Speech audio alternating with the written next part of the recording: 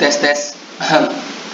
Halo semuanya, balik lagi dengan saya teman-temannya di Trader ID. So seperti biasa hari ini kita akan membahas IHSG dan 6 saham ya. Dan sebelum kita lanjut ke pembahasan, disclaimer on seperti biasa. Video ini bukanlah ajakan membeli maupun menjual suatu saham tertentu. Ini murni adalah analisa saya pribadi. Jadi silakan untuk dianalisa ulang karena nanti baik keuntungan maupun kerugian itu teman-teman yang akan tanggung resikonya ya. Kita bahas dari IHSG dulu ya. IHSG hari ini turun cukup dalam ya, 1,31%, ditutup di level 6568 dan IHSG ini jebol dari pattern triangle-nya ya, jebol dan closing sempat di bawah naik tapi nggak mampu melewati 6.600. Jadi indeks sebenarnya jelek ya dan akan kembali menguji level supportnya di 6.500 sampai 6481. Dari segi foreign sebenarnya masih masuk teman-teman. Net worth B masih bagus sampai hari ini walaupun sedikit. Cuma investor lokal menurut saya masih ragu-ragu dengan FOMC meeting ya, di mana FOMC meeting akan dilaksanakan hari besok, kalau salah tanggal 26 Januari teman-teman. FOMC meeting akan dilaksanakan pada tanggal 26 Januari. Jadi menurut saya indeks pada hari Kamis atau Jumat ada potensi akan rebound ya. Jadi besok adalah penentuan untuk IHSG. Kemungkinan IHSG akan kembali menguji level supportnya di 6481 sampai 6500. Nah, kalau ini dijebol, IHSG totally jelek untuk sementara waktu. Tapi view saya untuk 2022 ini masih bullish ya. Nah,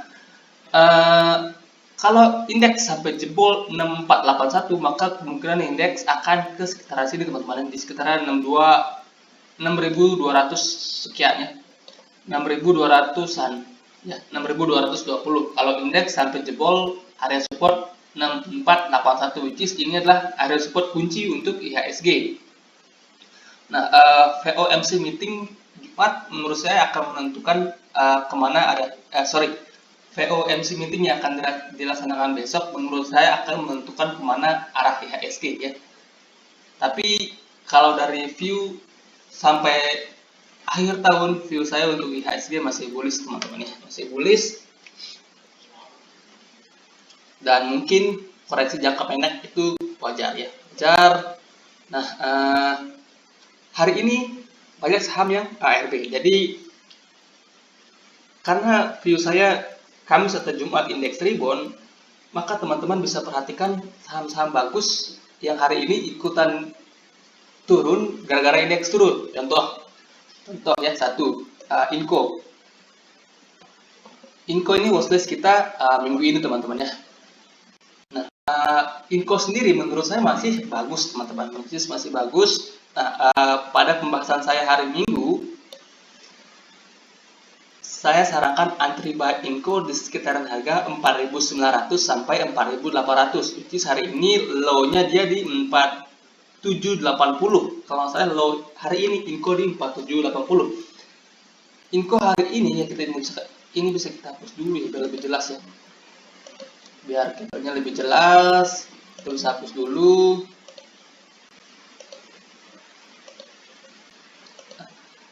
Inco hari ini dia ninggalin gap ya, ninggalin gap di sini, gap kecil. Kemudian setelah dia menyentuh 4780, Inco di bawah naik, ditarik di pas closing teman-teman ya. Nah, dan volume hari ini masih kecil dibandingkan dengan volume dia break sebelumnya ya. Jadi Inco menurut saya masih menarik ya. Harga sekarang itu harga yang menarik. Kasih dia jarak sampai, kalau teman-teman buy di harga sekarang, kasih dia jarak sampai 4750 ya. Stop lossnya teman-teman bisa set di bawah itu ya untuk stop loss dari Inco. Jadi Inco ini sebenarnya masih oke. Volumenya bagus ya, price volumenya bagus, dia koreksi ninggalin gap dan koreksinya kecil. Jadi Inco ini masih bisa untuk diperhatikan yang belum entry ya. Harga sekarang menurut saya risknya kecil dan ada potensi dia membentuk pattern inverted head and shoulders ya. Oke, itu untuk Inco. Kemudian berikutnya ada saham BBCA, which is ini adalah mover untuk IHSG teman-teman. Ini adalah mover untuk IHSG, dan sebenarnya BBCA ini hari ini turun nggak begitu dalam ya.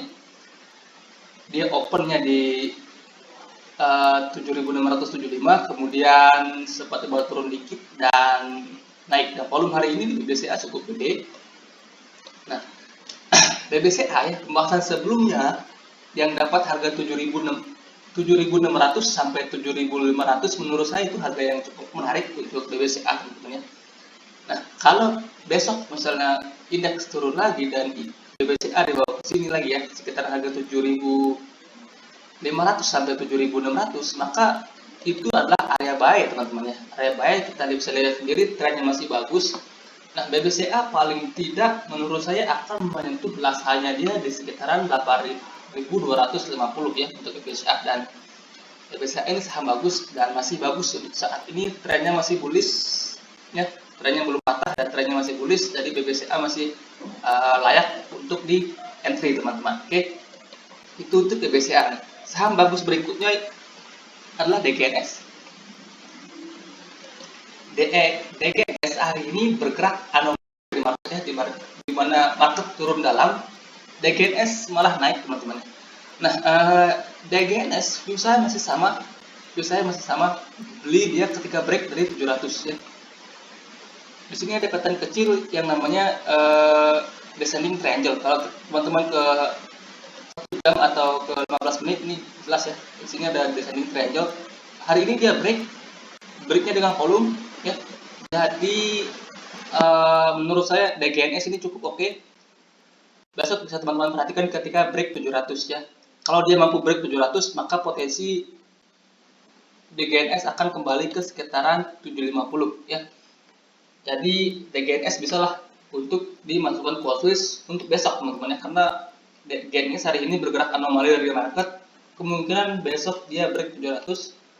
Nah, bisa dimanfaatkan kalau dia memang mampu break dari 700 ya untuk DGNS. Kemudian berikutnya TPIA. TPIA masih menarik, hari ini juga bergerak anomali dari market ya, bergerak anomali. Nah, TPIA sendiri sebelumnya kita sarankan buy di sini ya. Kalau teman-teman masih ingat, sebelumnya kita sarankan buy di sini untuk TPIA dan sudah hit target.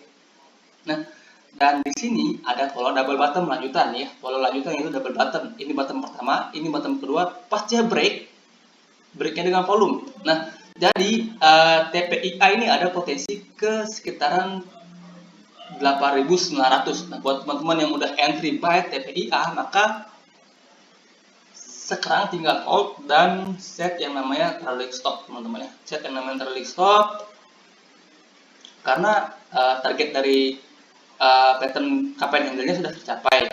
Kemudian ada pattern lanjutan double bottom. Nah, apakah ini akan tercapai? Kita nggak pernah tahu. Jadi buat teman-teman yang udah beli, ya tinggal set trailing stop. Nah, buat teman-teman yang belum entry, ya yang mau beli, bisa tunggu kalau TPIA ini pullback lagi ke sini ya, pullback lagi ke sekitaran harga 7.700 sampai 7.800.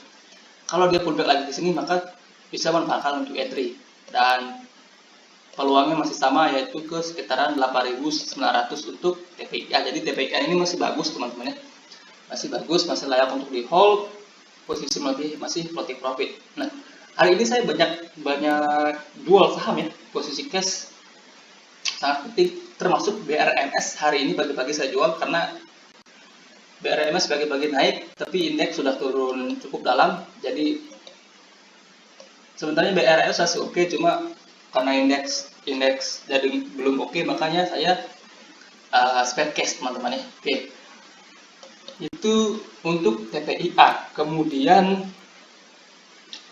temannya TPIA itu yaitu BRPT. BRPT sebenarnya belum cukup menarik, tapi hari ini dia kembali bergerak anomali dari market ya, di mana market merah dia hijau. Nah, area ini bisa teman-teman perhatikan teman-teman, ini ada resisten yang cukup kuat untuk BRPT, yaitu di 890 ya. Kalau 890 dijebol oleh BRPT, maka dia akan ada potensi ke sini ya. Ini ada double bottom dan ini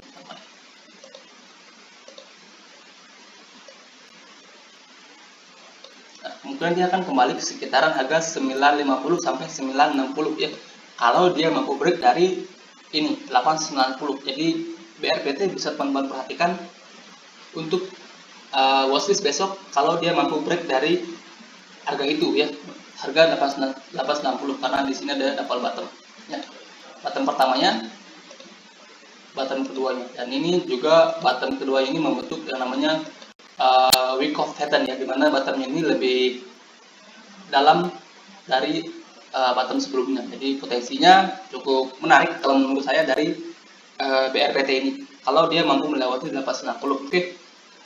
Kemudian setelah BRPT terakhir ada Aldo.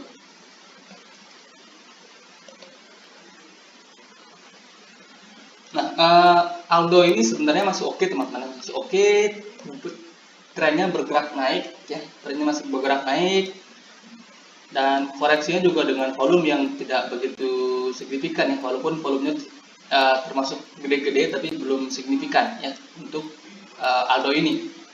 Nah, kalau menurut saya jika besok Aldo turun ke 1200 sampai 1230, maka di sana ada area buy untuk Aldo. Nah, kalau dia nggak turun malah naik, maka tunggu dia break dari 15.000 teman-teman. Ini ada resisten di 1495 atau kita bisakan ke 1500 ya, 1500 sebagai area resisten.